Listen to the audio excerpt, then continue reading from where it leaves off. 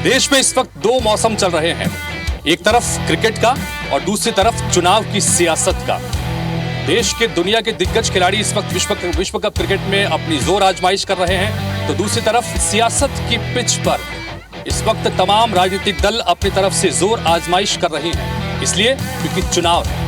अब इस चुनाव के मौसम में और क्रिकेट का माहौल इस वक्त चल रहा है, लिहाजा IBC 24 ने भी एक खास कार्यक्रम आपके लिए तैयार किया है ताकि क्रिकेट की पिच पर सियासी धुरंधरों को आप खेलते हुए देख सकें कि किसकी पारी में कितना दम है, किसकी बल्लेबाजी में कितना दम है, किसकी गेंदबाजी में कितना दम है।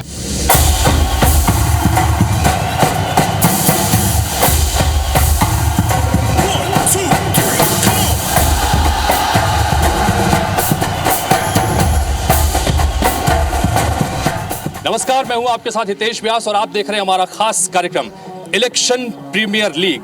और नाम से ही जाहिर है, क्रिकेट की पिच पर आज सियासी धुरंधरों को आप बल्लेबाजी करते हुए देखेंगे, गेंदबाजी करते हुए देखेंगे, एक दूसरे को छकाते हुए देखेंगे। और इसके लिए खास तैयारी इस वक्त हमने की है।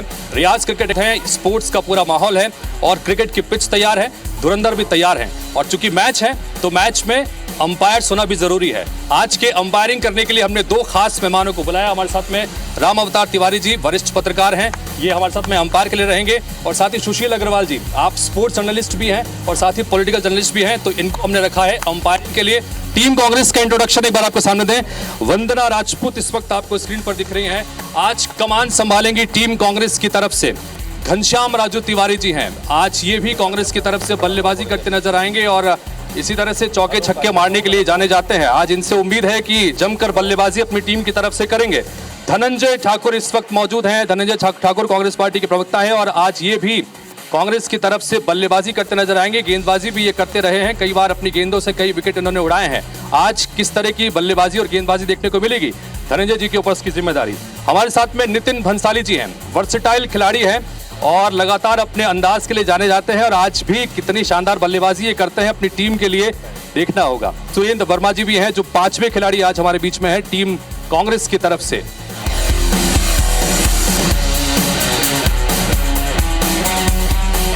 चलिए, ये थी टीम कांग्रेस और अब बात करते हैं इनके सामने विपक्षी टीम भाजपा। तो टीम भाजपा की तरफ से आज कमान संभालेंगी। हमारे साथ में लक्ष्मी वर्मा जी हैं, क्योंकि दोनों ही टीम ने आज कप्तान महिलाओं को यहां पर रखा है। हमारे साथ में संजय श्रीवास्तव जी हैं, धुरंधर बल्लेबाज और अपनी सौम्यता के लिए भी, धुरंधर बल्लेबाजी के लिए भी और शानदार गेंदबाजी के लिए भी, और अपनी फिरकी से कई खिलाड़ियों को आउट कर चुके हैं संजय श्रीवास्तव जी। अमित साहू जी हैं, युवा खिलाड़ी हैं, युवा बल्लेबाज हैं और इनके युवा गेंदबाजी करेंगे ऐसा इशारा वो कर रहे हैं। तो गेंदबाजी के साथ कितने विकेट वो गिराते हैं ये देखना दिलचस्प होगा। राजीव चक्रवर्ती जी हैं जो टीम बीजेपी की तरफ से आज कमान संभालेंगे, युवा खिलाड़ी हैं और उनसे भी टीम को बहुत उम्मीदें हैं कि आज जबरदस्त बल्लेबाजी वो करें। पांचवें खिलाड़ी के रूप में हमने श्रीचंद सुंदरानी जी को यहां पर बुलाया था। हालांकि पहले लग रहा था कि शायद उनकी तबीयत ठीक नहीं, तो रिटायर्ड हर्ट हो सकता है, लेकिन श्रीचंद सुंदरानी जी भी हमारे बीच में पहुंच गए।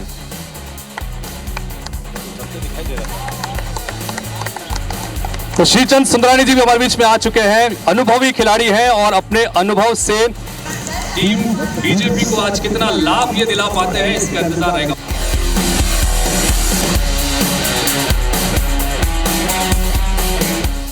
किसी भी मैच की शुरुआत टॉस के साथ होती है और टॉस बहुत इंपॉर्टेंट है।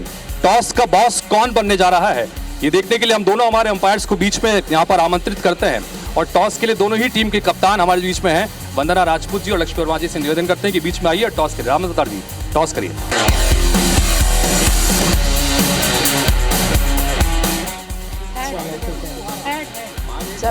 चलिए, तो हेड की यहाँ पर मांग की है टीम कांग्रेस की कप्तान वंदना राजपूत की तरफ से और टॉस हो गया है। टॉस जीता है टीम कांग्रेस ने, तो वंदना राजपूत ने यहाँ पर जीता है और इस लिहाज से अब मैं आपसे कहता हूँ कि आप पहले बल्लेबाजी करना चाहेंगे कि गेंदबाजी करना चाहेंगे? चलिए, बल्लेबाजी करना चाहेंगे। तो एक बार फटाफट में नियम बता दूं, हमने यहाँ पर 5 बल्लों को बीच में रखा है। 5 बल्ले हैं और इन 5 बल्लों के साथ में 5 अहम मुद्दे हैं जो छत्तीसगढ़ की सियासत से जुड़े हैं, जो छत्तीसगढ़ की जनता से जुड़े हैं। और हम IBC 24 चूंकि जनता के नुमाइंदे हैं, तो जनता के इन मुद्दों की पैरवी हम करेंगे, गेंदबाजी हमारी तरफ से भी यहाँ पर होगी। तो इन मुद्दों को एक एक बल्लेबाज आएगा और एक एक बल्लेबाज आके इन बल्लों को उठाएगा। इस बल्ले पर जो मुद्दा रहेगा उस मुद्दे पर आकर अपनी बात, और जिस पक्ष की तरफ से है, कांग्रेस की तरफ से तो कांग्रेस की तरफ से अपनी बात रखेंगे, बीजेपी की तरफ से तो बात रखेंगे। इन सब के बीच दोनों निर्णायक हमारे बीच में हैं और आप निर्णायक हैं, तो अपनी राय भी रखेंगे, आप बीच में सवाल भी कर सकते हैं और साथ ही अपनी राय देने के साथ साथ आपको अंक भी देने होंगे कि जिन दो बल्लेबाजों ने बल्लेबाजी की है जिस मुद्दे को लेकर, उसमें से 10 में से आप कितने अंक देते हैं। उसके बाद जब पांचों बल्लेबाज अपनी बल्लेबाजी कर चुके होंगे, उसके बाद हम यहाँ पर निर्णायक के रूप में देखेंगे कि कौन आज इस मुकाबले को जीता है। तो चलिए हम लोग इस शुरुआत करते हैं इलेक्शन प्रीमियर लीग के इस पहले महामुकाबले की। Team Congress versus team BJP तैयार है पहला मुकाबला करने के लिए और पहला ओवर खेलने के लिए। आपकी तरफ से कौन आएंगे? वंदना जी। घनश्याम राजू तिवारी को ओपनिंग बल्लेबाज के रूप में भेज रहे हैं। बीजेपी की तरफ से किसको? लक्ष्मी जी। इधर से घनश्याम जी खेल रहे हैं। चलिए, तो यहाँ से आएंगे हमारे साथ में संजय श्रीवास्तव जी। तो मैं निवेदन करूंगा कि आप आइए, चूंकि आप लोगों ने पहले बल्लेबाजी करने का फैसला किया था। आइए और एक बल्ला अपना चुनिए और एक मुद्दा चुनिए, उस पर बात रखते हैं। चलिए, पहला मुद्दा जो आया है वो हिंदुत्व और राम का मुद्दा आया है। बहुत महत्वपूर्ण मुद्दा है, क्योंकि इस मुद्दे को लेकर दोनों जमकर बल्लेबाजी और एक दूसरे पर वार करते नजर आते हैं। तो हिंदुत्व और राम के मुद्दे पर पहले बल्लेबाजी आपको करनी है, अपनी बात रखनी है। अपनी बात रखिएगा। ये हिंदुत्व का पिच 2 है, भाजपा ने तैयार किया। अब इसमें किस तरह से बल्लेबाजी कर पाते हैं तिवारी जी, ये देखना है, क्योंकि इसमें अच्छे बल्लेबाजी अभी तक तो भूपेश बघेल कर रहे हैं, उसमें ये कितना कर पाता है ये देखते हैं। ठीक है सुशील जी, आप भी बताइए। क्रिकेट ऐसा खेल है जिसमें कौन जीतेगा कौन हारेगा इससे कोई फायदा नहीं आता है। डिपेंड, मतलब आज के दिन कौन सा मतलब मैन ऑफ द मैच कौन लेके जाए, टीम का कौन सा खिलाड़ी खेलेगा वो महत्वपूर्ण रहता है। तो इसलिए हम देखते हैं कि एक एक करके अपने अपने प्रदर्शन, मतलब टैलेंट का प्रदर्शन कैसे करते हैं इसको देखते हैं। तो सुशील जी का ये कहना है कि अंकों के लिहाज से कागजों में कौन कितना मजबूत है वो तो अलग विषय है, लेकिन चूंकि मैदान पर टीमें आ चुकी हैं, आज मैदान पे जो परफॉर्म करेगा, शानदार बल्लेबाजी जो करेगा, वही टीम जीतेगी। चलिए पहले शुरुआत करते हैं। हिंदुत्व और राम का मुद्दा आपकी तरफ से आया है, तो बात कीजिएगा कि हिंदुत्व और राम के मुद्दे को लेकर लगातार हिंदुत्व के मुद्दे को लेकर कांग्रेस को घेरती रही है भारतीय जनता पार्टी। वो कहती है कि हिंदुत्व का मुद्दा आपको तभी याद आता है जब चुनाव याद आते हैं। अपनी बात रखिएगा संक्षेप में 1 मिनट के भीतर। देखिए, छत्तीसगढ़ में भूपेश बघेल जी की सरकार ईमानदारी से किया है काम। प्रेम से बोलो जय सिया राम। छत्तीसगढ़ के अंदर में जिस प्रकार से भूपेश बघेल जी की सरकार ने ईमानदारी से काम करते हुए प्रभु श्री राम के राम वन पदगमन का निर्माण करके देश ही नहीं विश्व में एक नई पहचान छत्तीसगढ़ को देने की काम की है, ये हमारी प्रभु श्री राम के प्रति आस्था, प्रभु श्री राम के प्रति भक्ति है। प्रभु श्री राम इस देश में आस्था का विषय है, लेकिन भारतीय जनता पार्टी ने हमेशा ही राजनीति में लाकर उसके राजनीतिक नफा नुकसान देखने का प्रयास किया। लेकिन छत्तीसगढ़ में भाचा राम का ननिहाल है, माता कौशल्या की धरती है, और इस माता कौशल्या की धरती में जिस प्रकार की सेवा भाव छत्तीसगढ़ में भूपेश बघेल जी की सरकार ने की है, ये छत्तीसगढ़ियों ने 3 करोड़ की जनता ने इस बात को भली भांति देखा है। हम काम पर बात करते हैं, हम काम के नाम पर बात करते हैं, हम प्रभु श्री राम को दिल में आराध्य मानकर काम करते हैं, और यही कारण है कि आज छत्तीसगढ़ में भूपेश बघेल जी की सरकार ने जो प्रभु श्री राम के वन पदगमन का, क्योंकि छत्तीसगढ़ वो धरा है जहां पर प्रभु श्री राम ने अपने वनवास के सबसे अधिक समय इस प्रदेश में बिताए हैं। लेकिन हिंदुत्व की बात अगर करें तो भारतीय जनता पार्टी की तरफ से जो पिच तैयार किया गया था, उस पिच पर यहाँ पर इस बार कांग्रेस पार्टी की सरकार जमकर बल्लेबाजी करती नजर आ रही है। कैसे जवाब देंगे हिंदुत्व के मुद्दे को लेकर? देखिए, हिंदुत्व के नाम पर कांग्रेस है बेईमान, प्रेम से बोलिए जय जय श्री राम। देखिए, सबसे पहले हिंदुत्व की कोई पिच नहीं होती। ये बड़ा तकलीफ का विषय है कि हिंदुस्तान के अंदर में यदि इस बात को कहा जाए, जो हमारा आस्था का प्रतीक है, जो हमारा आस्था का केंद्र है भगवान श्री राम और हिंदुत्व की बात, उसको यदि कोई मुद्दा बोले, उसको यदि कोई पिच बोले, तो इसमें हम सबकी घोर आपत्ति है, भाजपा वालों की घोर आपत्ति है। देखिए, हम सब जानते हैं, चाहे वो कांग्रेस के लोग हो चाहे बीजेपी के लोग हो, हिंदू इस देश की आस्था है, हिंदू तो इस देश की आस्था है। और मुझे लगता है इस देश के अंदर में यदि हम हिंदुत्व की बात नहीं करें, हिंदू समाज की बात नहीं करें, जो बहुसंख्यक है, तो आखिर ये हिंदू जाकर कहां पर बातचीत करेगा। और अयोध्या में श्री राम के मंदिर के निर्माण की बात है, कितनी जानें चली गई, कितना बलिदान लोगों ने दिया है, और उस पर यदि कोई कांग्रेस पार्टी यदि बेईमानी करती है, तो निश्चित रूप से यहाँ का जो हिंदू है वो आग बबूला होगा, वो आगे बढ़ेगा और हिंदुत्व की बात करेगा और भगवान श्री राम के मंदिर के निर्माण की बात। घनश्याम जी जवाब देना चाहेंगे, क्योंकि यहाँ से उन्होंने जमकर चौके छक्के मारने की कोशिश की है। आपने पर भी बात रखी थी, लेकिन वो कह रहे हैं कि आपका जो हिंदुत्व है वो सिर्फ चुनावी हिंदुत्व है। बताइए। देखिए, भारत के हिंदुत्व में सनातन एक बड़ा आधार रखता है, लेकिन सनातन धर्म के मानने वाले लोग कभी भी राजनीति में प्रभु श्री राम को लाना नहीं चाहते, परंतु भारतीय जनता पार्टी ने जब जब ये सत्ता पर आती है, चाहे वो हिंदुत्व खतरे की बात करती हो, राष्ट्रवाद खतरे की बात करती, इनका हिंदुत्व जो है वो राजनीतिक नफा नुकसान के लिए है, ये स्पष्ट रूप से दिखाई पड़ता है। बताइए संजय जी, बोलिए।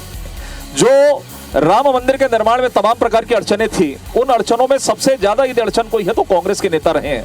कपिल सिब्बल वो जो है, जो कोर्ट में जाकर कहते हैं कि इसकी सुनवाई नहीं होना चाहिए। यदि इस देश के अंदर में राम मंदिर के निर्माण में यदि बाधा आती है तो हिंदू यदि उसके लिए आंदोलन करता है तो उसमें कांग्रेस को तकलीफें जाती है। ये शायद कांग्रेस के लोग भूले नहीं कि इस राम मंदिर के निर्माण में हमारी भारतीय जनता पार्टी की निर्वाचित 5-5 सरकारें चली गई थी। असलियत यह है कि प्रभु श्री राम मंदिर जो बन रहा है अयोध्या में, वो कोर्ट के आदेश से बन रहा है, जिसमें ना भाजपा पक्षकार थी ना आरएसएस। ये पहले भी कहा था इन्होंने कि हम अध्यादेश लाएंगे, कानून बनाएंगे। 9 साल से मोदी जी की सरकार है। ये जो मंदिर का निर्माण हो रहा है वो कोर्ट के आदेश से हो रहा है। दूसरी बात, भगवान प्रभु श्री राम गाय, गोबर, गंगाजल भारतीय जनता पार्टी और आरएसएस के लिए केवल चंदा चोरी, जमीन दलाली और वोट बटोरने का माध्यम रहा है। तो ये सीधा सीधा ये कह रहे हैं कि गाय और गोबर को एक अलग सम्मान हमने दिया है। गौ माता की गोबर के संदर्भ में भी उसकी खरीदी हो रही है और उस योजना को देश के कई राज्य अब अपने यहाँ पर लागू कर रहे हैं। बताइए। ये कांग्रेस जो अल्पसंख्यक की राजनीति करती है, उनको तो पीड़ा स्वाभाविक होगी ही राम मंदिर के निर्माण से, क्योंकि हर हिंदुओं का एक आस्था का प्रतीक का केंद्र था राम मंदिर, और आज उसका निर्माण हो रहा है, वो भी भारतीय जनता पार्टी के शासनकाल में। इसलिए इनकी पीड़ा स्वाभाविक है। और ये वही लोग थे जिन्होंने जब राम सेतु का विध्वंस ये करने जा रहे थे, तब इनके ही लोग खड़े हुए थे और कहते थे कि भगवान राम तो है नहीं तो राम सेतु कैसा। ऐसे 25-25 वकील कोर्ट में खड़े करने वाले आज हलफनामा दायर करते हैं कि कांग्रेस जो है राम के पक्ष में है। अरे किस राम के पक्ष की ये बात करते हैं? ये तो समझ से परे है। और ये अगर बात करें गाय, गोबर और गीता की अगर बात करें तो इनको तो अधिकार नहीं, इनको तो सिर्फ एक विशेष वर्ग की बात करना है, जो वो दो और धर्म है उनकी ही तुष्टीकरण की राजनीति की बात करनी है इनको। और ये एक ऐसी सरकार है छत्तीसगढ़ में, जो बिहार में लालू प्रसाद यादव ने चारा घोटाला किया था, उससे भी बढ़कर अगर छत्तीसगढ़ में गोबर घोटाला हुआ तो भूपेश ठीक है, चलिए हम लोग इस हिंदुत्व और है। राम के मुद्दे पर बात कर चुके हैं। करीब 4 मुद्दे निकल के सामने, दोनों हमारे साथ निर्णायक मौजूद हैं। आपसे जानना चाहेंगे, अपना कमेंट भी कीजिए इसके ऊपर और अपना नंबर दीजिएगा, उसका फिर मैं अगले मुद्दे की तरफ बढ़ता हूँ। जी। धर्म हिंदू का सनातन का प्रतीक है, वो एक निजी मामला है। उस मामले पर राजनीति को विकास की ओर ले जाए, धर्म संस्कार हो, बहुत मजबूत हो, उसको कमजोर न, उसके साथ साथ उसमें राजनीति को पूरी तरह समाहित ना कर दिया जाए। आपने नंबर दे दिया है, मैं नंबर का खुलासा आखिर में ही करूंगा, चूंकि 5 मुद्दे हमारे बीच में हैं। 5 मुद्दों को उठाने के बाद में। जी बोलिए। क्रिकेट का मैदान है, राजनीतिक माहौल है, तो दोनों ही पक्ष जो हिंदुत्व का मुद्दा है उसको माहौल बनाने की कोशिश कर रहे हैं, दोनों ही अपना श्रेय हासिल करने की कोशिश कर रहे हैं। पर सवाल ये है कि आप कितने गंभीर हो उस मुद्दे पे। ये बहुत महत्वपूर्ण समय है और आने वाला समय बताएगा कि कौन की जनता इनको कैसे। बिल्कुल, जनता तय करेगी। मुद्दा तो हमने उठा दिया है, चूंकि ये मुद्दा भी जनता जुड़ा हुआ था। लगातार दोनों ही पार्टियां इस मुद्दे को लेकर जनता के बीच में जाएंगे और अंतिम फैसला जनता को ही लेना है, क्योंकि सुप्रीम कमांडर तो वही है। और अगर थर्ड एम्पायर इस मैच की भूमिका में अगर कोई है तो वो हमारी जनता है, वही तय करेगी, क्योंकि तमाम अलग अलग एंगल से इस वक्त जनता देख रही है तमाम वादों को, तमाम मुद्दों को। चलिए अगले मुद्दे की तरफ आगे बढ़ते हैं। आपकी तरफ से अब धनंजय ठाकुर आ रहे हैं, वो देखेंगे कि कौन सा मुद्दा सामने आता है और उस पर ही हम चर्चा करेंगे। चलिए ये एक और मुद्दा है, हम चाहेंगे कि इधर साइड में दिखा दें। किसान और गरीब का मुद्दा एक और निकल के सामने है। बहुत महत्वपूर्ण बात है। लगातार किसानों के संदर्भ में कांग्रेस पार्टी कहती है कि हमने बहुत कुछ किया है। गरीबों के हक की बात भारतीय जनता पार्टी के नेता भी करते हैं। चलिए आपसे ही स्टेटमेंट करना चाहेंगे, किसान और गरीब ये आपके एजेंडे में कहां पर है कांग्रेस पार्टी के, टीम कांग्रेस की तरफ से? धनंजय ठाकुर। प्रदेश में 15 साल जब रमन सिंह जी की सरकार थी, इस प्रदेश का किसान कर्ज के बोझ तले दबा हुआ था, हताश परेशान था, आत्महत्या करते थे, उनकी उपज की कीमत नहीं मिलता था, उनको पानी नहीं मिलता था, लाटें पड़ती थी। भूपेश बघेल जी मुख्यमंत्री की शपथ लेते हैं, प्रदेश के लगभग 20 लाख किसानों को कर्ज मुक्त करते हैं। धान की कीमत वादानुसार 25 रुपये हम देते हैं, तो आज इस प्रदेश में 27 लाख किसान धान के उत्पादक हैं और आर्थिक रूप से सक्षम हुए हैं। गरीब की बात कर लेता हूँ मैं। भूपेश सरकार की योजनाएं ऐसी है जिसको नीति आयोग सराहता है कि इस योजना से प्रदेश के 40 लाख लोग गरीबी रेखा से ऊपर जीवन यापन कर रहे हैं। तो किसान और गरीब हमारे सरकार की योजनाओं से लाभान्वित हुए हैं। और किसान जब खुशहाल होता है तो प्रदेश खुशहाल होता है। किसान और गरीब के प्रति हमारी सरकार ने जो काम किया है, पूरे प्रदेश की जनता के जेब में 1,75,000 करोड़ रुपए भूपेश की सरकार ने डाला है। ये किसान और गरीबों के हित में था। श्रीचंद सुंदरानी जी अब इस बार कमान संभाल रहे हैं बल्लेबाजी की, वरिष्ठ बल्लेबाज हैं और बड़ा अनुभव आपको है। मास्टर स्ट्रोक चला था पिछली बार कांग्रेस पार्टी ने किसानों के रूप में, और वही उसका तो फायदा धोखा उनको हो मिला। गया छत्तीसगढ़ तो इस बार एक बार फिर से बाउंसर मार रहे हैं कि इस बार फिर हम किसानों पर बात करेंगे और गरीबों पर। कैसे निश्चित इस रूप से बाउंसर को किसानों निपटेंगे? के ऊपर बात करेंगे। निश्चित रूप से किसानों को ठगने का काम अगर किसी ने किया है, घड़ियाली आंसू बहाने का काम किसी ने किया है, तो भूपेश बघेल जी की सरकार ने किया है। हम 15 साल की बात करते हैं, डॉक्टर रमन सिंह की सरकार की बात करते हैं। 75,000 पंप कनेक्शन थे 55 साल की कांग्रेस सरकार में। मध्य प्रदेश और छत्तीसगढ़ की बात कर रहा हूं मैं। 16 लाख मैट्रिक टन धान पैदा होता था जब छत्तीसगढ़ राज्य बना, जोगी जी की कांग्रेस की सरकार छत्तीसगढ़ में बनी। लेकिन जिस प्रकार से 75,000 पंप कनेक्शन को बढ़ाकर 4.5 लाख पंप कनेक्शन अगर छत्तीसगढ़ में दिए गए, तो डॉक्टर रमन सिंह की सरकार ने 3 हार्स पावर और 5 हार्स पावर के पंप मुफ्त में कनेक्शन दिए। पैदावार बढ़ाने का काम, उच्च कोटि के बीज देने का काम अगर किसी ने किया, तो डॉक्टर रमन सिंह की सरकार ने 16 लाख मैट्रिक टन से 16,000 मैट्रिक टन से 1 लाख मैट्रिक टन धान अगर छत्तीसगढ़ में पैदा हो रहा है या उससे अधिक हो रहा है, तो इसके पीछे डॉक्टर रमन सिंह जी की नीतियां हैं। 2 सेकंड मुझे दे दीजिएगा। 1 रुपए किलो चावल के साथ अगर प्रधानमंत्री नरेंद्र मोदी जी ने उज्ज्वला कनेक्शन दिया, तो मेरी माता और मेरी बहनों को, गरीबों को देने का काम मोदी जी की सरकार ने किया। और अनेक योजनाएं मैं अगर गिनाने बैठूंगा तो शायद मुझे आप उतना समय नहीं देंगे, क्योंकि मैच T20 का है ना, आपको T20 के अंदाज में बल्लेबाजी करनी है, ज्यादा वक्त नहीं। ठीक है धनंजय जी, वो कहते हैं कि जितना भी आप शेयर लेने की राजनीति कर रहे हैं, जो कुछ भी हो रहा है तो केंद्र उसमें दे रही है, तब आप धान खरीदी कर पा रहे हैं। बताइए। झूठ बोले कौवा काटे। अगर ये दावा कर रहे हैं हाई पंप कनेक्शन देने का, ये दावा कर रहे हैं फसल बढ़ाने का, इनसे पूछता हूँ कि 15 साल में 15,000 किसानों ने आत्महत्या क्यों किया? 27 लाख किसान आज अगर धान पैदा कर रहे हैं, ये इस प्रदेश के किसान हैं, खेती की जमीन वही है। फिर इन्होंने 15 साल में 12 लाख किसानों का धान पंजीयन क्यों करवाया? 7 लाख किसानों के धान क्यों खरीदते थे? और 2100 रुपए धान की कीमत देने का वादा और 300 बोनस देने का वादा करके किसी ने धोखा दिया है? तो रमन सिंह ने प्रदेश के किसानों को दिया। वो कह रहे हैं कि आप लोगों के टेन्योर के समय किसान आत्महत्या करते थे, आज किसानों के जेब में पैसा है, खुशहाली है। बताइए। देखिए, आत्महत्या का रिकॉर्ड तो ये अभी जाए, क्योंकि अभी सरकार में अभी इनको समझ में आ जाएगा कि कई हजार किसान मारे गए हैं। लगातार इस तरह की चीजें आई हैं कि जब इनको लगा कि चौथी बार ये 2018 में सरकार नहीं बनाएंगे, इन्होंने एक षड्यंत्र रचा कि महिलाओं को बोलो शराबबंदी कर देंगे, युवाओं को कहा कि बेरोजगारी भत्ता देंगे, किसानों को कहा 2500 रुपए देंगे, स्व सहायता समूह की बहनों को कहा कि ऋण माफ कर देंगे, यहाँ शहर के नागरिकों को बोला आधा संपत्ति कर देंगे, कि हमारे बुजुर्गों को बोला कि 1500 और 1000 रुपए पेंशन देंगे। कुछ नहीं हुआ। देखा जाएगा जब सरकार बनेगी। और आज मैं कह रहा हूं, किसान की समृद्धि, पहले तो ये कहते हैं कि 60 साल ये सरकार में थे, हमारी 15 कर रहे हैं, कोई दिक्कत नहीं, 60 साल के बाद में बता दें। किसानों को दरअसल ये नहीं है कि आप 100 रुपए 200 रुपए ज्यादा दे दो। किसानों की समृद्धि यदि कोई चाहता है तो उनको सुविधाएं, उनको उपकरण, उनको जो खेती में जो चीजें लगती है वो आवश्यक है, वो काम हमारी डॉक्टर रमन सिंह की सरकार ने किया। ये क्या कहेंगे 14%, 14%, हमने देखा कि 14%, सर 1 सेकंड, 14%, 16% ब्याज लेते थे ऋण पर। हाँ। हमने शून्य किया, आपने नहीं किया, आप तो वसूलते थे 16% ऋण का ब्याज। और ये क्या कहेंगे, क्यों नहीं 2500 रुपए पूरा दे रहे हैं, क्यों गिरदावरी कम कर रहे हैं, क्यों पंप हाउस कनेक्शन का रेट कम कर रहे हैं? इन्होंने कहा था कि बोनस, हमने 2 साल का बोनस देंगे, क्यों नहीं दिया इन्होंने? तो मुझे लगता है आपने जो जोड़ा था, आपने जो जोड़ा था, तो मुझे लगता है ये स्थिति है। आज किसान ठगा। और ये एक रिकॉर्ड से खेल रहे थे, उन्होंने गूगली करने की कोशिश की है। उन्होंने कहा कि ठीक है, अब इस गूगली का किस तरह जवाब देंगे? बताइए। हितेश जी, भारतीय जनता पार्टी झूठ की बिसात पर वैतरणी पार करना चाहती है, और ये देश जय जवान जय किसान के नारों के साथ चलने वाला ये देश है।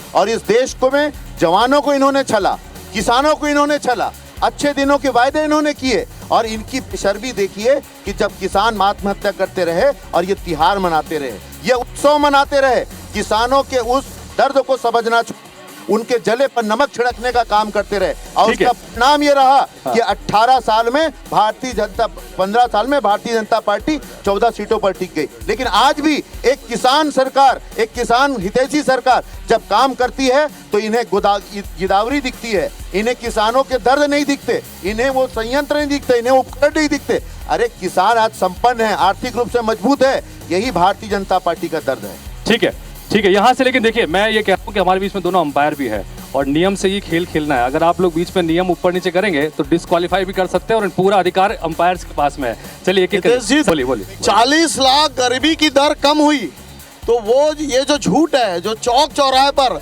चौक चौराहे की सड़कें खराब है, लोग मर रहे हैं, पूरे चौक चौराहे पे गौवंश बैठा हुआ है, उसका नहीं मालूम। लेकिन इनके डीपीआर ने लिख छोड़ा है गली गली में 40 लाख गांव, 40 लाख गरीब गायब हो गए छत्तीसगढ़ से। तो वो कौन सा जादू है, वो कौन सा अंपायर आया है, वो कौन सा बैट्समैन है जो 40 लाख गरीब छत्तीसगढ़ से चले गए। छत्तीसगढ़ से गरीब छत्तीसगढ़ में गरीब कमाने खाने हैदराबाद चला गया। छत्तीसगढ़ के गरीब कमाने हैदराबाद चला गया, बम्बई चला गया। एक मिनट, अंपायर गरीबी की बात करती है सरकार। छत्तीसगढ़ का जो राजनीति है उसमें किसान फ्रेंडली पिच तैयार है और चाहे कांग्रेस हो चाहे भाजपा हो, दोनों ही वो किसान फ्रेंडली पिच पे अपना लाभ उठाने की कोशिश कर रहे हैं। तो मेरा ये कहने का मतलब है कि आप लोग ज़्यादा उस पर डिस्कशन करने के बजाय जो किसानों की जो समस्याएं हैं उसको आप लोगों ने कैसे सॉल्व किया या कहाँ तक आने वाले समय में आगे क्या करना चाहते हैं उसके बारे में कुछ कहें। चलिए, ये बहुत महत्वपूर्ण बात यहाँ पर हमारे अंपायर ने कही है, सुशील अग्रवाल जी ने, कि किसानों की बात होनी चाहिए लेकिन उनसे जुड़े हुए ऐसे मुद्दों पर बात होनी चाहिए जिससे किसानों का फायदा हो रहा है, गरीबों का फायदा हो रहा है। एक छोटे से ड्रिंक्स ब्रेक के लिए मुझे यहाँ पर रुकना है और ड्रिंक्स ब्रेक के बाद में भी ये अहम मुकाबला लगातार जारी है इलेक्शन प्रीमियर लीग का। और एक ड्रिंक्स ब्रेक के बाद लौट रहे हैं और कुछ और मुद्दे भी आपके सामने रखेंगे। यहाँ बेटियां पूरी तरह से परेशान है। कांग्रेस जो है राम के पक्ष में है। अरे किस राम के पक्ष की ये बात करते हैं? आज महंगाई में लगाम है। कांग्रेस पार्टी धर्मांतरण के समर्थन में रही है। पहला मुकाबला अपने निर्णायक मोड़ पर यहाँ पर खड़ा हुआ है। एक खास पेशकश आप देख रहे हैं इलेक्शन प्रीमियर लीग, जिसके तहत आज पहला मुकाबला हम खेल रहे हैं और पहला मुकाबला हो रहा है team Congress versus team BJP के बीच में। ब्रेक में जाने से पहले ड्रिंक्स ब्रेक जो हुआ था उसके पहले हमने दो मुद्दों पर अहम चर्चा यहाँ पर की। जनता से जुड़े दो अहम मुद्दे, हिंदुत्व के साथ साथ किसान और गरीब के मुद्दे पर दोनों ही टीमों के पास में क्या हथियार हैं, दोनों ही टीमों के पास में किस तरह के स्ट्रोक हैं, आपने दोनों को सुना। निर्णायक हमारे साथ में तैयार हैं, इन्होंने दोनों ही मुद्दों को लेकर अपने अंक दे दिए हैं और अब तीसरे मुद्दे की तरफ आगे बढ़ते हैं। और इस बार चूंकि हम लोग ड्रिंक्स से पहले आप लोगों को बल्लेबाजी का मौका दे रहे थे और अब इस बार बीजेपी को हम मौका देंगे। आपकी तरफ से कौन आ रहा है बल्लेबाजी? चलिए, अमित जी हमारे साथ में आ रहे हैं। अमित साहू जी, अमित साहू ने जो बल्ला उठाया है एक बार कैमरे की तरफ भी दिखा दीजिएगा। तो हमारा विकास का एजेंडा बहुत इंपॉर्टेंट बात है, क्योंकि विकास के मुद्दे पर हमेशा जंग लड़ने की बात यहाँ पर होती है। तो विकास के एजेंडे पर इसी तरह से आपको बल्लेबाजी करनी है जिस तरह से आपने अभी बल्ला घुमाया था। तो विकास के एजेंडे पर क्या है भारतीय जनता पार्टी के विकास का एजेंडा? 15 साल की सत्ता थी लेकिन 15 सीटों पर आप लोग सिमट गए थे। अब 5 साल बाद फिर जनता के बीच में है, तो इस बार किन रणनीति के साथ में? देखिए, हम याद करते हैं हमारे छत्तीसगढ़ के निर्माण के दौर को। 2000 में जब छत्तीसगढ़ का निर्माण हुआ, 2000 से 2003 तक कांग्रेस की सरकार रही। छत्तीसगढ़ में रहा विकास के नाम पर शून्य, छत्तीसगढ़ रहा बदहाल, छत्तीसगढ़ रहा बेहाल।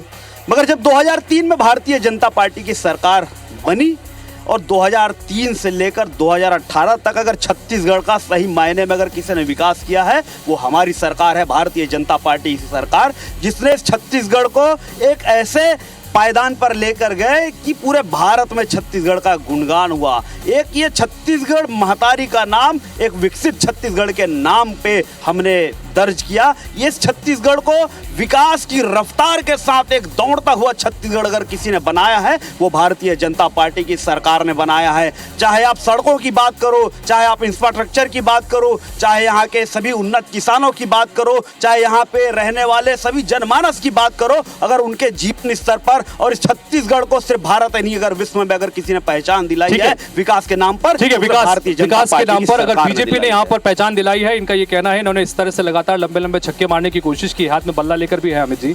वो कह रहे हैं कि जो कुछ भी काम विकास का हुआ है वो सिर्फ 15 साल के दौरान रमन सिंह की सरकार के दौरान हुआ है। आप लोगों ने कुछ नहीं किया, सिर्फ बातें की हैं। बताइए सुरेंद्र जी। भाजपा के विकास के मायने क्या है? भाजपा के विकास का मायने ये है कि कमीशन खोरी के लालच में बिना बसाहट के 12,000 करोड़ नई राजधानी के नाम पे फूंक दे। भाजपा के विकास का मायने यह है कि 2.5 लाख से ज्यादा बच्चे कुपोषण के शिकार बन जाए। भाजपा के विकास के मायने यह है कि जनता गरीब हो जाए। विकास के मायने भाजपा के यह है कि सुदूर दक्षिण बस्तर से नक्सलवाद का विकास करके 14 जिले तक पहुंचा दे। रमन सिंह जो मुख्यमंत्री थे 15 साल, उनके गृह जिले कवर्धा और राजनांदगांव को भी नक्सलवाद की जद में पहुंचाना भाजपा का विकास था। जब 2003 में रमन सिंह की सरकार आई थी, छत्तीसगढ़ पर सुरेश जी, ₹1 का आपकी कर्जा एजेंडे नहीं रखना है था। आपको, आप लोगों ने क्या किया है और आप लोग क्या करने वाले उस पर बात करिए जी। जवाब तो दे दे, जवाब तो फर्जी आंकड़े झूठ का। अभी हम हमारे बताएंगे। विकास के मायने, हमारे विकास के केंद्र में छत्तीसगढ़ की जनता है। छत्तीसगढ़ की जनता की आर्थिक, सामाजिक और सांस्कृतिक विकास हमने किया है। 15 साल जो ये आदिवासियों के आंदोलन को कुचलते थे, पत्थरगढ़ी का आंदोलन आपको याद होगा, हमने विकास किया है। देवगुड़ी का हमने विकास किया है। घोटुल का जो बस्तर की संस्कृति है, रामकाज करने का अवसर 15 साल रमन सिंह के पास था, लेकिन भूपेश बघेल ने रामकाज किया है। जो पत्थर चले, वो बाउंसर मार रहे हैं, आप बल्लेबाजी कर रहे हैं, बाउंसर मार रहे हैं।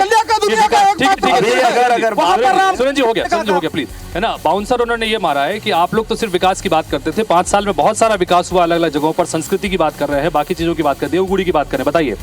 अभी हम सिक्सर ही मारेंगे।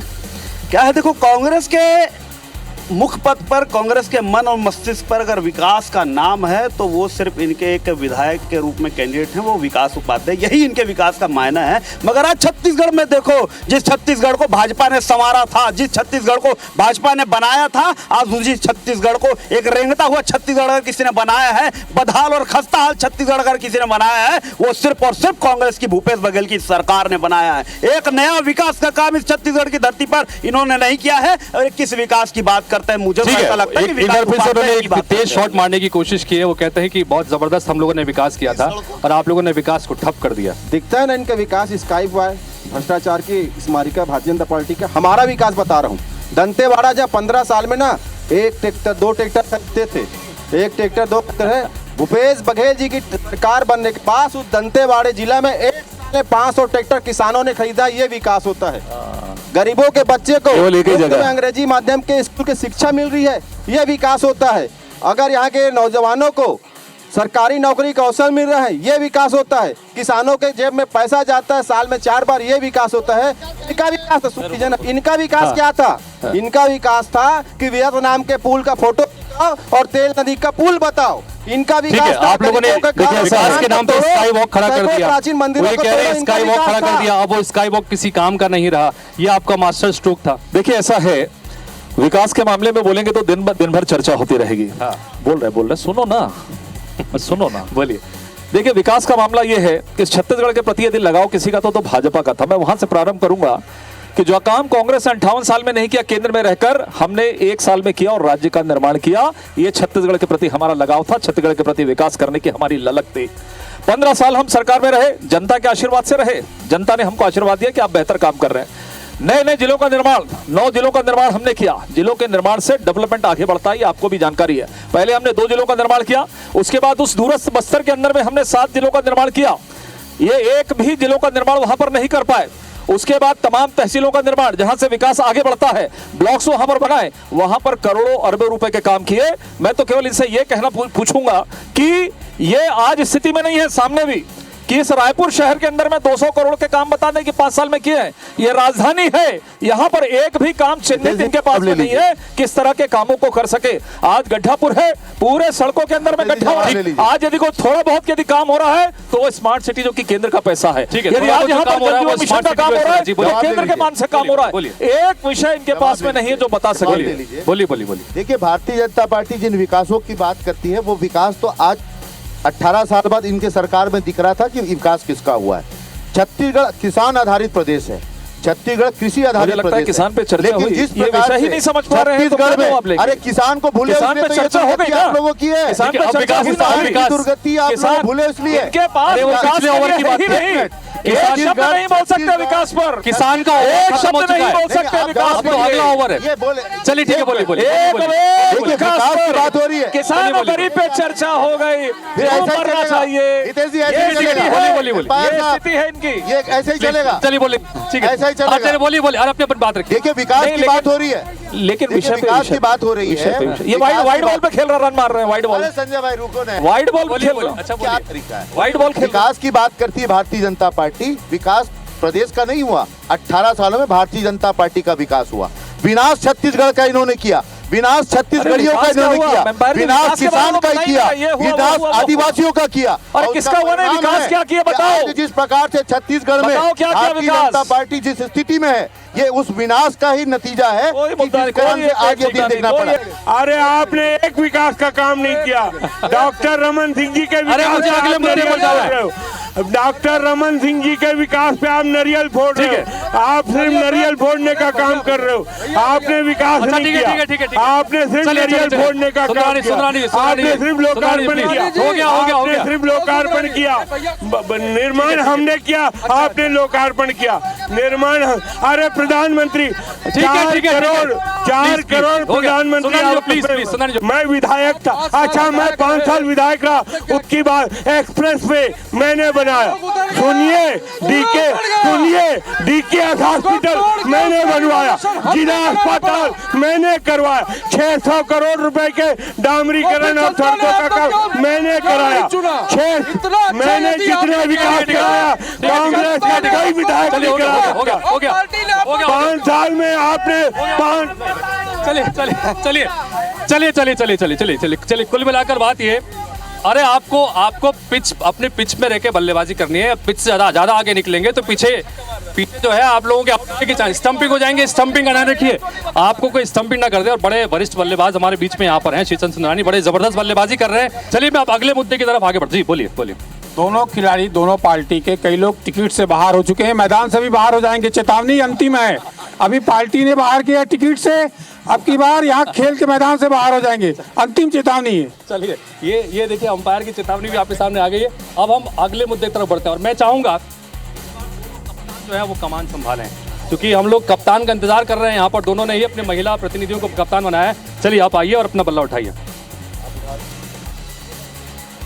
चलिए विषय, वाह देखिए ये बड़ी शानदार बात है। नारी सशक्तिकरण, दोनों महिला कप्तान हैं और दोनों के बीच में नारी शक्ति का मुद्दा निकल के सामने है। बहुत इंपॉर्टेंट मुद्दा है। तो आज नारी शक्ति के मुद्दे पर बल्लेबाजी करने के लिए आ रही हैं लक्ष्मी वर्मा जी, टीम बीजेपी की कप्तान है, और देखते हैं कि इस मुद्दे को लेकर किस तरह की बल्लेबाजी करते।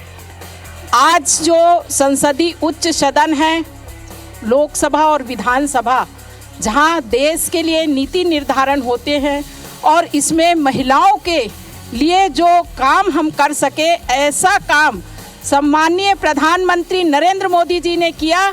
महिलाओं को 33% आरक्षण देके उनके लिए मैं सबसे पहले उनको मैं धन्यवाद देती हूँ कि उन्होंने महिलाओं के जो बात है मन की उसको समझे। लेकिन उलट कांग्रेस की सरकार 5 साल पहले बनी और जिस प्रकार से छत्तीसगढ़ महतारी को शर्मसार कांग्रेस की कप्तान है वंदना जी, कांग्रेस की सरकार ने किया है। यहाँ बहन बेटियों के साथ लगातार अत्याचार की घटनाएं घट रही है और मुख्य दर्शक बन के कांग्रेस की सरकार जबरदस्त बल्लेबाजी कर रही है। इनको मौका मिला है बहुत देर बाद। वंदना जी टीम कांग्रेस की कप्तान है। वंदना जी आपसे जानना चाहेंगे, इन्होंने जबरदस्त बल्लेबाजी की और ये कहा है कि केंद्र सरकार ने और यहाँ की सरकार ने महिलाओं की शक्ति के लिए, उनके सम्मान के लिए बहुत कुछ किया है। कांग्रेस पार्टी में, कांग्रेस राज में सम्मान मिल नहीं रहा है, बताइए। देखिए मीडिया में भारतीय जनता पार्टी के नेता प्रवक्ता कितनी बेशर्मी से झूठ बोल देते हैं। जैसे कि अभी पंचायती राज की बात कर रहे थे, तो पंचायती राज राजीव गांधी जी की देन है। और जब महिलाएं घर से बाहर नहीं निकलती थी, उस समय राजीव गांधी जी की सोच था कि महिलाएं बाहर आए, राजनीति में उनका हिस्सेदारी हो। इसीलिए जो पंचायती राज की जो व्यवस्था की देने के जो काम है, और भाजपा ने नहीं करके वो कांग्रेस सरकार ने किया था। महिलाओं को सशक्तिकरण करने का काम अगर किसी ने किया है तो यहाँ पर कांग्रेस सरकार ने किया है। ये कहकर आपके तमाम शॉट का वो बचाव भी कर रही है। हमार बेटी हमार मान योजना चलाई, लेकिन वहाँ काम कुछ नहीं दिख रहा है। यहाँ बेटियां पूरी तरह से परेशान है। अभी वंदना जी कह रही थी कि आरक्षण 27 साल से कांग्रेस उस आरक्षण को लटका के रखी थी। पंचायती राज का आरक्षण छत्तीसगढ़ में अगर हमारी मंशा नहीं होती तो 50% नहीं होता।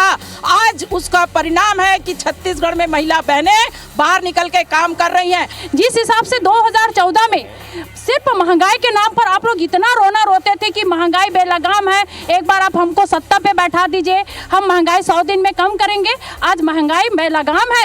आज कोई भी भाजपा के प्रवक्ता महंगाई के मां नहीं बोल पा रही है। पहले महंगाई लोगों की डायल लगती थी, अभी महंगाई डायल लगती थी, अब क्या महंगाई लोगों की मौसी मां बन गई है। दूसरी बात, अगर छत्तीसगढ़ की बात करते हैं तो छत्तीसगढ़ में महिलाएं आत्मनिर्भर बन रही है।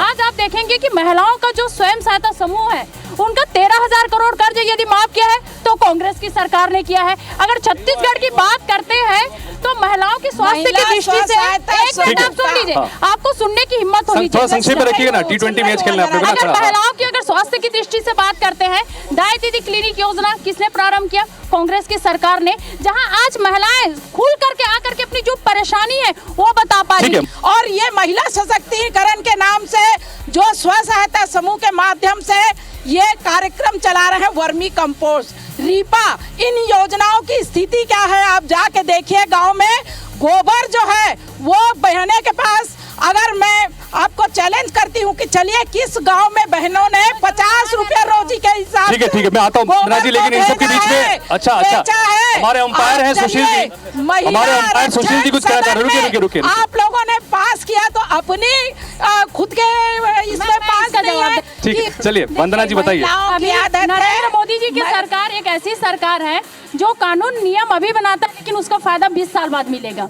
दूसरी बात, अगर छत्तीसगढ़ की बात करते हैं, जैसे महिलाओं के अपराध के बारे में बात कर रहे हैं, तो शायद लक्ष्मी दीदी को मालूम होना चाहिए अभी कांग्रेस सरकार में 68% जो अपराध है वो अपराध में कमी आई है। भारतीय जनता और महिला झलियामारी हुई है, जो झलियामारी कांड है, झलियामारी कांड छत्तीसगढ़ के माथे पर तीसरे नंबर पर है। छत्तीसगढ़ बना हुआ है झलियामारी कांड। भारतीय जनता पार्टी अपराधियों का संरक्षण करते हैं और अपराधियों को बचाने के लिए झंडा लेकर के निकलते हैं।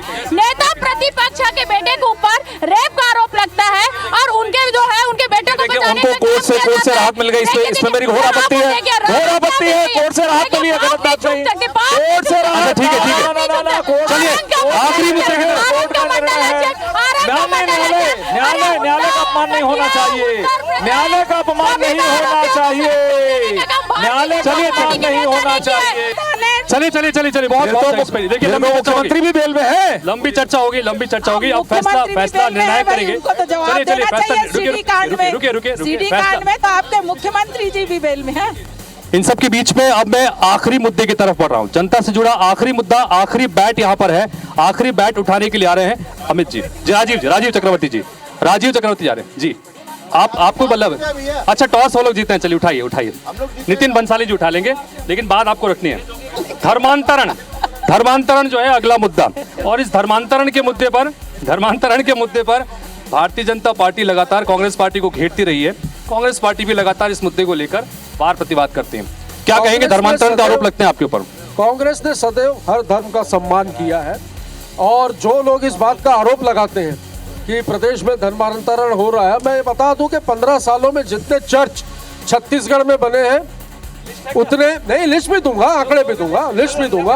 और जो लोग धर्मांतरण का आरोप लगाते, भाई इसमें तो सीधी सी बात है, व्यास जी कानून बना हुआ है कि किसी को यदि जबरिया धर्मांतरण कोई करवा रहा है या प्रलोभन देके यदि कोई धर्मांतरण करवा रहा है तो आप विधिवत रूप से जाइए थाने में, उसकी रिपोर्ट लिखवाइए, कार्रवाई करिए। एक भी मामला पूरे प्रदेश में पीट के धर्मांतरण के नाम पर और अपनी राजनीतिक रोटियां सेकने का काम या इन 5 वर्षों में करते रहे, और जहां पे बना वहां पे दंगे फसाद करने की कोशिश भी इन लोगों ने धर्मांतरण के नाम पर की। प्रभात फेरियां निकाली, लेकिन उस प्रभात फेरियों में जब भारतीय जनता पार्टी के नेता सुबह 6 बजे घर से निकलते थे तो लोग दिन को ठीक है नितिन जी हो गया, नितिन जी नेक्स्ट राजीव चक्रवर्ती जी बताइए। सरकार की शह पर हो रहा है, बस्तर जल रहा है, और बस्तर जल रहा है इसलिए जल रहा है क्योंकि सरकार, अरे सुन लो, सरकार के शह पर आपकी पुलिस के शह पर धर्मांतरण हो रहा है, गली गली गांव गांव में धर्मांतरण। अरे सुनने तो दीजिए, अच्छा सुनने दीजिए, एक करके बोलिए। अंपायर जी सुनिएगा, एक टेक्निकल बात है इसमें कि जब लिखा जाता है कि आप किस धर्म के हो, तो जो विशेष धर्म के लोग हैं उसमें अपना लिखते हैं हम आदिवासी हैं, लेकिन वो तमाम सुविधाएं सरकारी सुविधाएं लेते हैं और बस्तर जल रहा है और डिलिस्टिंग की बात हो रही है। बस्तर बिल्कुल हम सभी धर्मों का सम्मान करते हैं। अच्छा, भारतीय जनता पार्टी सभी धर्मों का सम्मान करती है। आप लोग एक निवेदन है आप लोग बल्लेबाजी करते हुए बार बार पिच में ऊपर आ जा रहे हो, फ्रंट फुट पे आ जा रहे हो। मैं बार बार कह रहा हूँ कि पीछे का डर रहेगा, पीछे रहिए। एग्रेसिव होकर बल्लेबाजी कर रहे हैं और आप लोग थोड़ा डिफेंसिव में, कोई दिक्कत नहीं, जरूरी है डिफेंस भी और एग्रेशन भी, लेकिन हाँ अब अपनी बात रखिएगा क्योंकि फ्रेम में दिखा। जी बोलिए। जो मुद्दा उठाए थे हाँ, मैं बताता हूँ। हाँ बोलिए। चक्रवर्ती जी जो मुद्दा उठाए थे उसमें एक बात है कि जो धर्मांतरण के जो कालम की बात आपने की वो केंद्र सरकार ने बनाया है। आप बाल गलत तरफ फेंक रहे हैं। वो सुनिए, आपने जो बात उठाई कालम की कि धर्म को लेकर हमारे देश में जो धर्म परिवर्तन हो भी रहा है, सुनिए ना, धर्म परिवर्तन के बावजूद भी धर्म परिवर्तन, अरे आप तो नहीं अंपायर जी बोल रहे हैं, बोलिए। धर्म परिवर्तन कर रहे हैं लोग, उसके बावजूद भी लाभ ले रहे हैं। वो हमारे देश के बनाए हुए पुराने कानून का उसका फायदा ले रहे हैं अभी भी। उस कानून को बदलना पड़ेगा और वो केंद्र सरकार के पास अधिकार है। तो आप बाल गलत तरफ फेंक रहे हैं इस मुद्दे में। देखिए माननीय गलत फेंकने की कोशिश धर्मांतरण हो रहा है। ठीक है, नो बॉल दी जाएगी। एम्पायर जी, ये नो बॉल होगी आपको। एम्पायर जी का निर्णय सर्वमान्य है, उसका हम सम्मान करते हैं, हम कांग्रेसी नहीं है। पहली बात देखिए, ऐसा है कि आपने जिस धर्मांतरण की बात करी, इस देश के अंदर में संविधान है, कानून व्यवस्था में सब चीजें हमें भी मालूम है। आर्टिकल 25 में धर्म परिवर्तन करने का अधिकार है। हमारी लड़ाई किसी से ये नहीं कि धर्म परिवर्तन वो सहमति से कर रहा है, उसके लिए लड़ाई नहीं लड़ रहे।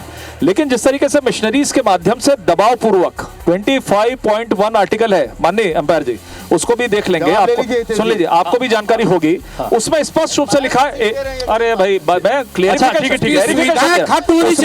एक मिनट देखिए, उसमें ये स्पष्ट है, नहीं मेरी बात तो सुनिए, उसमें ये स्पष्ट है कि आपका जो धर्मांतरण है, दबाव प्रलोभन, इसके हिसाब से वो गलत है, हम उसकी लड़ाई को लड़ रहे। सुन लीजिए, और यदि सहमति से सब यदि धर्मांतरण होता तो ये जितने आदिवासी ट्राइबल क्षेत्र के लोग हैं ये भारतीय जनता पार्टी के खिलाफ में होते। एक मिनट, मूल आदिवासी वर्सेस जो ट्राइबल जो माइग्रेटेड जो आदिवासी हैं, इनके बीच में युद्ध हुआ और ये है बोलिए, इसलिए ये हुआ है, बोलिए ना, ये लड़ाई को लड़ रहे हम।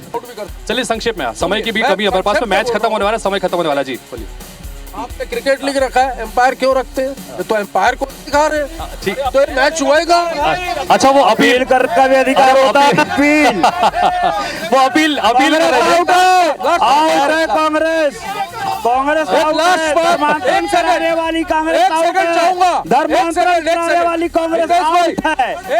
हमारे मुकाबले में थर्ड अंपायर जनता है। संजय जी, आपने किया, हमारे मुकाबले में थर्ड अंपायर जो है वो जनता है।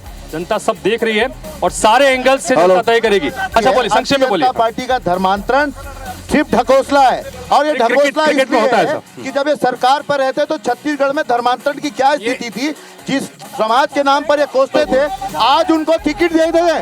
प्रमोद मीन्स को ये टिकट देते हैं जिस धर्मांतरण का विरोध करते हैं। और आज जिस प्रकार की ये घड़ियाली आंसू छत्तीसगढ़ की जनता देख रही है और ये धर्मांतरण की बात करते हैं। कांग्रेस पार्टी धर्मांतरण के समर्थन में रही है। अभी मैच का फैसला तो आना बाकी है। आप लोगों ने पहले ही जीत का जश्न मनाना शुरू कर दिया, अभी तो फैसला आने दीजिए। फैसला जो है हमारे निर्णायकों ने किया, थोड़ा सा समय उनको दीजिए, क्योंकि जाहिर सी बात है कि इतना कड़ा मुकाबला था और उनके सामने भी ये फैसला लेने में थोड़ी चुनौती हो रही है। 5 अलग अलग विषय हैं, जैसा हमने शुरुआत में कहा था कि 10 अंकों में हमने विषयों को बांटा था और 10 अंकों के आधार पर दोनों ही प्रत्याशी आए और दोनों ही तरफ से, दोनों प्रत्याशी का मतलब ये कि दोनों किरदार सामने आए और बल्लेबाजी उन्होंने की, गेंदबाजी उन्होंने की। अलग अलग विषयों को लेकर जो उन्होंने अपनी बात रखी है, उसके आधार पर 10-10 अंकों में से कितने अंक दोनों टीमों को मिले, कि थोड़ा सा नतीजा आपके पास आएगा। तो बता दें आपको कि इलेक्शन प्रीमियर लीग का पहला मुकाबला अपने निर्णायक मोड़ पर यहाँ पर खड़ा हुआ है। थोड़ी देर में नतीजा आपके सामने रखने वाले हैं। निर्णायक हमारे सामने तैयार हैं। 2 हम एम्पायर थे। अब क्या अगर किसी को अनिर्णय है, असहमति होती, तो आजकल नया सिस्टम चालू कर दिए है, आप रिव्यू ले सकते हैं। आप रिव्यू कौन देगा? आपको जनता देगी। तो अब के जनता के दरबार में जाने के लिए आपको बहुत बहुत शुभकामनाएं दोनों पार्टी को। तो चलिए जनता के दरबार जाने। और सुशील अग्रवाल जी का नतीजा जो है वो हमारे पास में आ चुका है, लेकिन मैं हमारे दूसरे अंपायर राम अवतार तिवारी जी को भी आमंत्रित करूंगा कि वो भी आए और आज के इस मुकाबले पर अपनी बात रखें दोनों ही पक्षों की तरफ से। दोनों पार्टियों ने अपनी विचारधारा, पार्टी के लिए जो प्रतिबद्ध है उसकी लड़ाई इस मैदान में लड़ते रहे और जनता को इसमें अंतिम फैसला करना है। जबरदस्त तरीके से आप दोनों ही ने ही बल्लेबाजी की है, गेंदबाजी की है, जो सामने से वार हो रहा था उसका आपने यहाँ पर किया है और इसका जो नतीजा हमारे हाथ में है, दोनों ही निर्णायक भी कम से कम उसी पसोपेश में फंसे हुए हैं कि कौन बेहतर था कौन था। तो आज जो राम अवतार तिवारी ने जी जो अंक दिए हैं अलग अलग मुद्दों के आधार पर 31 अंक 50 में से मिले हैं टीम बीजेपी को और 31 अंक ही उन्होंने दिए हैं टीम कांग्रेस को। तो ये बेसिकली यहाँ पर एक टाई की स्थिति बनती नजर आ रही है। लेकिन हमारे साथ में सुशील अग्रवाल जी हैं। सुशील अग्रवाल जी ने भी जो अंक दिए हैं, बहुत नैरो मुकाबला यहाँ पर है और टीम कांग्रेस को उन्होंने अंक दिए हैं 36, 50 में से 36 अंक दिए हैं और 1 अंक से भारतीय जनता पार्टी को इस वक्त वो लीड दे रहे हैं 37 अंकों के साथ में। तो ये पहला जो मुकाबला है, देखिए अभी खत्म नहीं हुआ। 1 अंक से टीम बीजेपी यहां पर जीत रही है, लेकिन अभी ये मुकाबला खत्म नहीं हुआ। मुकाबला पहला मैच था, आगे मुकाबले और खेले जाएंगे और उसमें ये तय होगा कि कौन किस पर भारी है। आज बहरहाल इस पहले मुकाबले पर दोनों ने जबरदस्त तरीके से अपनी बातचीत रखी। 1 अंक से खाली बीजेपी की टीम इस वक्त आगे चल रही है। इलेक्शन प्रीमियर लीग का ये महामुकाबला फिलहाल यहीं पर हम थम रहे हैं। आप सभी का बहुत बहुत शुक्रिया।